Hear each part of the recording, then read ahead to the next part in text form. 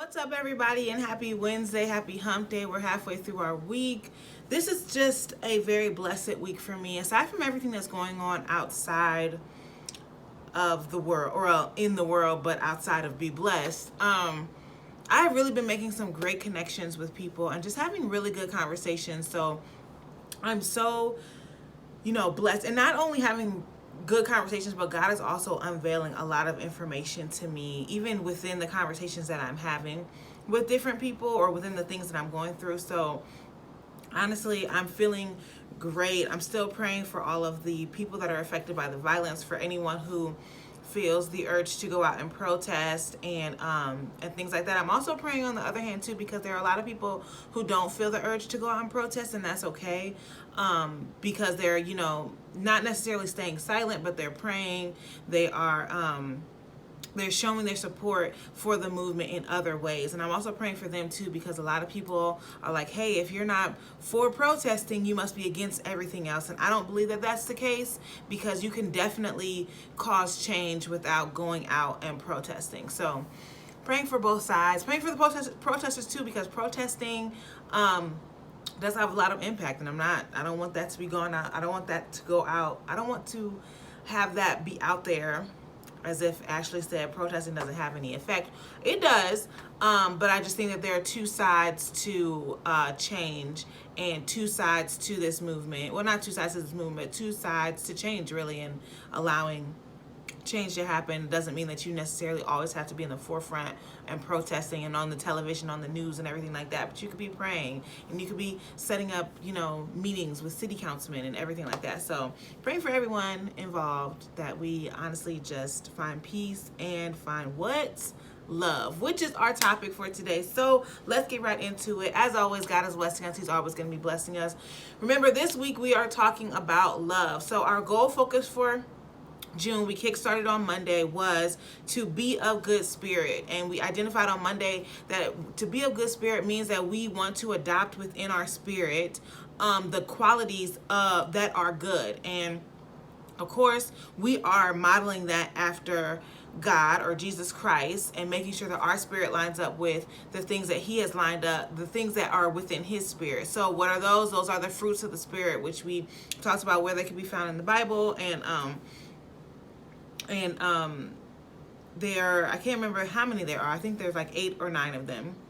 I'm gonna go through the weeks. There's 9 of them that we're gonna discuss. So the first one up is love. Okay, the first fruit that we are going to talk about is love, and we talked about it a little bit on Monday, but we're going to really dive into it today and then also on Friday. I love the fact that love is the first up, especially again with the climate of everything that's going on around us. It's so very important that we are leading our lives in love. Remember, we are going on a spiritual detox, okay, getting rid of all of the things that shouldn't be there and filling them with those good fruits. So we are on a spirit. So it's important for us to lead our lives in love with whatever you do. There's going to be an array of emotions. And I'm not just talking about the stuff that's going on now. I'm talking about with significant relationships. I'm talking about in relationships with people at work, with situations like road rage. I'm talking about in every situation that you get into, you should always want to lead in love. Why?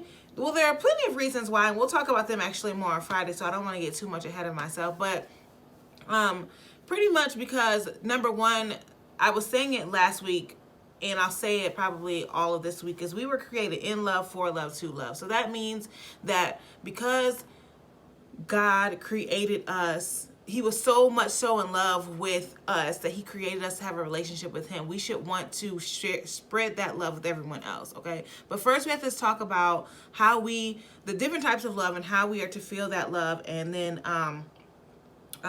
exude that love in other settings or to other people. So there are many different types of love, which actually I did my homework, y'all. I did my homework. There are many different types of love, and this will help us understand how we're supposed to love in different environments or love towards different people, because everyone should not be receiving the same love. You should still have love for everyone, but everyone is not going to receive the same love as everyone else. For example, my mother, who has, I'm sure, love for both myself and also her husband, my father, it's a different type of love, okay? So she's not, her love relationship with me is not the same love relationship as she has with my father. And that also dives into what our love languages are, which we're going to talk about also in a second. So there are 8 different types. So the Greeks identify 8 different types. Yes, when I said I did my homework, I did my homework.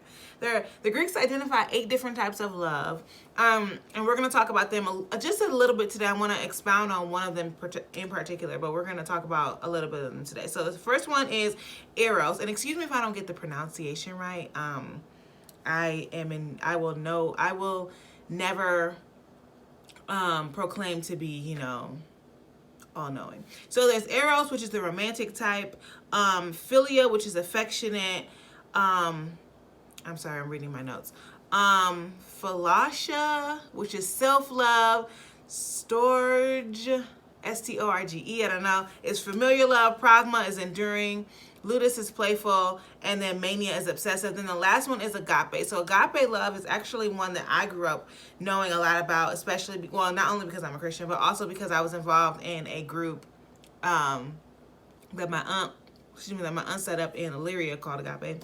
But that is the unconditional love, or the altruistic and the selfless love. And that's the love, honestly, that we should that's the love that we should want to exude to other people, okay? It's very rare that we are ever going to be able to exude that love or demonstrate that love towards people, but that's what we should look after. Why? Because that is how God loved us. So that is our model for how we should love others. Now, of course, there were 7 other areas of love. So there's levels to it. So there's gonna be different ways to express love towards different people, but that is something that we want to model after, okay? And then also I want to talk a little bit about our love languages. So there are 5 love languages. It's words of affirmation, physical touch, acts of service, receiving gifts, and quality time.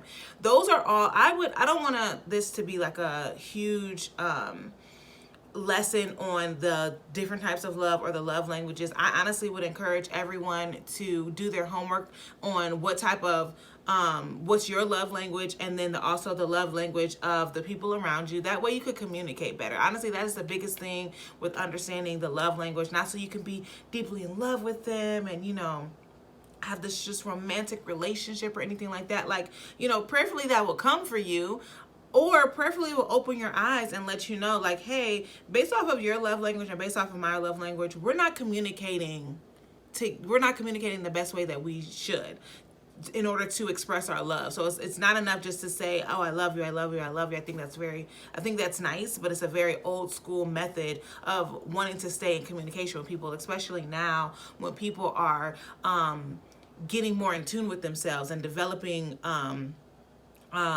more of a curiosity of who they are and who God is, which I think is awesome. And in that, we need to understand that we got to communicate better with each other.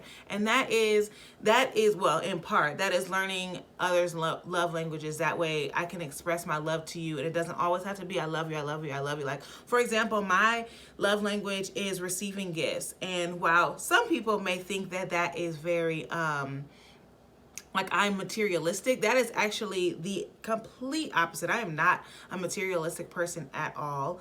But in receiving gifts, I like for people to listen to what I'm saying, pick up on the things that I'm saying, and then give me something that shows that you heard me or that shows that you care. So literally, it could be this pen. And mind you, if you know me, well, you don't have to know me, but this specific type of pen, what is it? The big round stick? I don't know. And specifically in this color, but I like the red styles and the blue and the black styles of this too. But specifically this, if I had to choose a writing utensil to write for the rest of my life, it would be this. I love these types of pens. I literally hoard them anywhere I find them, whether it's in my office, at my parents' house, at my siblings' house, on the ground. I will pick it up, make sure it writes, and tuck it. Like, I love these pens. So if someone were to give me this pen, I would be like, oh my gosh, you know me and you love me. Thank you. So that is honestly, just to clue people in, because some people think receiving gifts is very materialistic. But Aside from that, again, you want to make sure you know your love language, or the love language, well, yes, your love language, and then the love languages of those around you too. That way you can just communicate better. And then aside from the love, or in bringing it all together, the love languages and the type of language and the types of love, the different types of love. Why is this all important? Remember, when we're talking about the fruits of the Spirit, we're talking about the way we want to guide our life, okay? The way we want our spirit to be led, the things that we want to adopt into our spirit. So when we're talking about spiritual cleanse, yes, that includes cleansing out everything that is not of what we should be modeling after, which is God and those fruits of the Spirit. So if there's anything, especially for love, and love is so important, if there's anything or anyone that you have created an unhealthy soul tie, okay, so you have given your heart, you've given your love towards that thing that you shouldn't have, we want to detox that. We want to cleanse it. We want to make sure that we understand how we should love, who we should love, why we should love, and the types of love that is out there. That way we can do it appropriately, and we're not just giving ourselves to something or someone blindly, and now we're attached to this person in our soul and in our spirit, and that just leads down a whole rabbit hole, honestly. So that's why it's important. Again, on Friday, we're going to talk about leading a life full of love and what that looks like, and how we can best model our lives in love, for love, to love. Okay, so hope everyone has a great rest of their day today and on Thursday, and I will talk to you guys again on Friday. Bye.